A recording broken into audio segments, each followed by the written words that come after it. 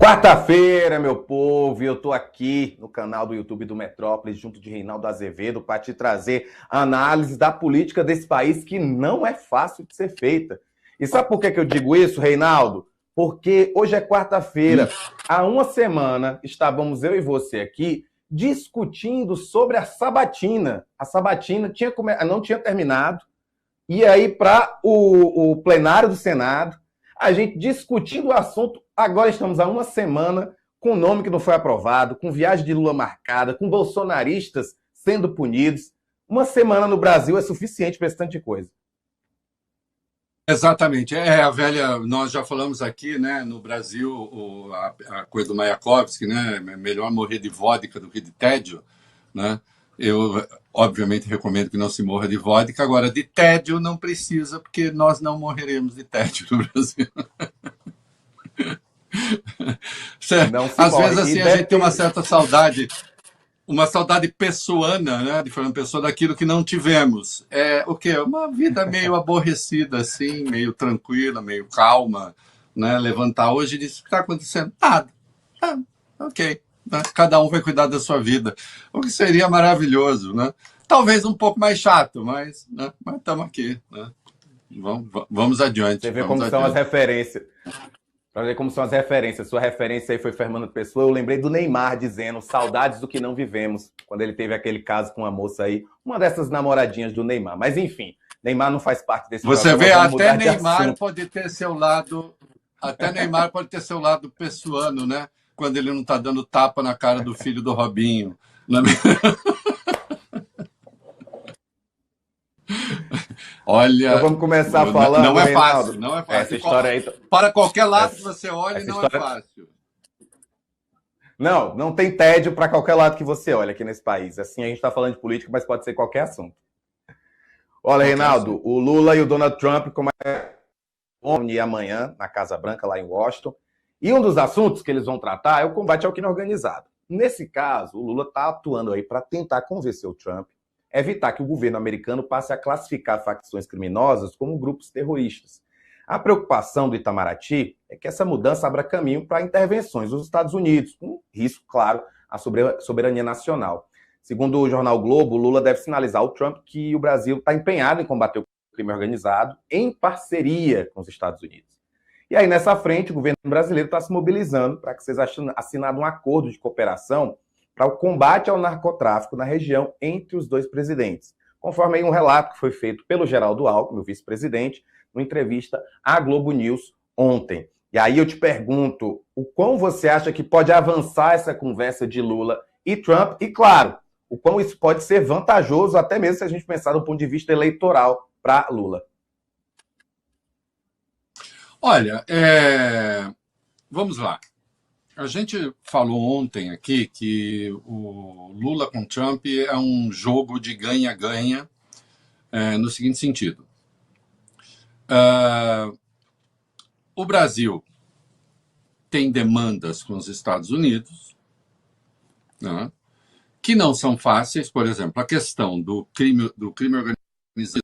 Isso é uma tese do Departamento de Estado dos Estados Unidos, né, liderado por aquele tarado daquele Marco Rubio, né, que é um extremista de direita, cada vez mais à direita, tem uma trajetória que não deixa de ser curiosa, porque ele era um antitrampista e depois virou um trampista enlouquecido. Né? Isso é muito ruim. Isso é muito ruim porque efetivamente expõe o país a intervenções, né? Ao risco de intervenção, pelo menos. Lembre-se que o pretexto que o Trump teve para fazer o que para sequestrar o Nicolás Maduro na Venezuela, e não vai aqui nenhuma simpatia por aquele vagabundo do Nicolás Maduro, mas o fato é que ele foi sequestrado, foi o fato suposto de que ele liderasse uma organização de narcotraficantes, cartel de soles que não existe, né? E que esses traficantes prejudicavam os Estados Unidos. Então, se nos prejudicam esses traficantes, e se eles sendo tolerados pelo governo, no caso do Maduro, inventou até que o Maduro estava liderando o troço, então ele foi e fez o que fez. Ora, se o Brasil e há organizações criminosas aqui com ocupação de terreno, né? O que obviamente precisa acabar, né? Mas não é terrorismo. Não existe forma de... é equivalente. Não, não é equivalente, porque objetivos são distintos, a forma como se organiza é outra. Evidentemente, se você tem uma organização chamada de terrorista, você está dizendo, olha, se precisar, né, então nosso território está aqui e pode ser alvo. Porque os Estados Unidos têm uma lei que permite, né, que é a mesma lei que ele usou para atacar o Irã, falsa, argumento falso, né? Os Estados Unidos estão sob risco, então eu vou lá e ataco, não preciso nem que o Congresso me autorize a fazer guerra. Então, o Brasil expõe o Brasil do ponto de vista econômico, porque há fundos importantes que deixam de investir em países em que há uma presença forte do terrorismo, né?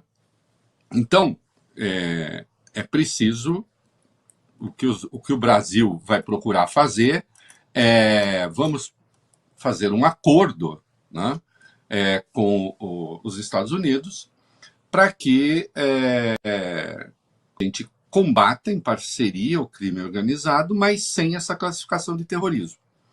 Essa decisão já teria até sido tomada, né, o que não faz o menor sentido, né? Então, isso precisaria, na verdade, ser revertido. Não foi oficialmente tomado, mas já se teria ali, claro que sim, eles vão considerar que Comando Vermelho e PCC são organizações terroristas.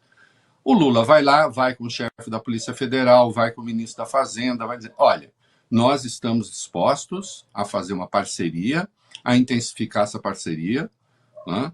Há outras coisas, por exemplo, há um foragido nos Estados Unidos, o tal do Ricardo Magro, do grupo Refit, né, ligado ao comércio irregular de combustíveis, segundo apontam todas as investigações, ele está nos Estados Unidos.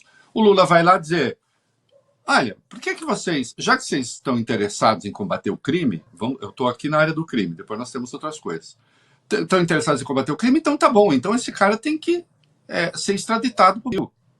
Né? Tem que ser, na verdade, nem extradição, é deportação. Né? Ele tem que ser deportado para o Brasil, né? Porque o acesso é mais rápido, porque ele efetivamente comete crimes na área financeira, segundo as apurações. Evidentemente, a defesa do Magro diz que não é assim. Né? Agora, o comércio irregular de combustível existe e é brutal. Né? E ele está envolvido com isso. Né? Então, será que o Lula consegue alguma coisa nessa área? Tomara que consiga. Existem ainda questões de tarifas que estão fora daquelas consideradas ilegais e inconstitucionais pela Suprema Corte, que estão em vigência, que o Lula também tentará resolver. Existe a pressão sobre o PIX brasileiro, né? Que é um sistema formidável criado aqui, que funciona, é gratuito, e é claro que as empresas de cartão de crédito mundo afora e assediadas nos Estados Unidos em particular, consideram que seus negócios estão sendo prejudicados. Né?